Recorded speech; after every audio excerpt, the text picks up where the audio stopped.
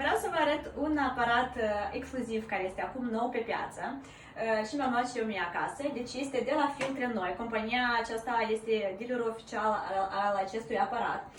Este un aparat care gazifică apa pentru toți cei care iubesc apa gazată și nu trebuie să mergi la magazin, dar o ai la tine acasă. Mai ales pe perioada de vară, cei care iubesc să facă acasă limonade, este perfect. Deci este un aparat care pune aer în apă, să spunem așa mai simplu, deci umple apa cu CO2.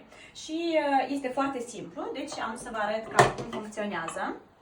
Eu folosesc apa de la Filtru, apropo, la fel de la Filtre Noi. Puteți să intrați la ei pe pagină, au oferte acum foarte bune pentru vară.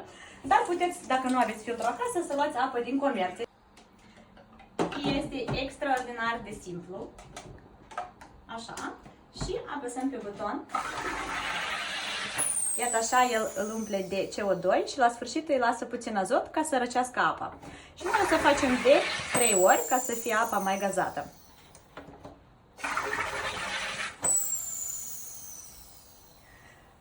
Și atât. În set intră acest sifon, aparatul și un capac, ca să-i puteți lua și cu voi.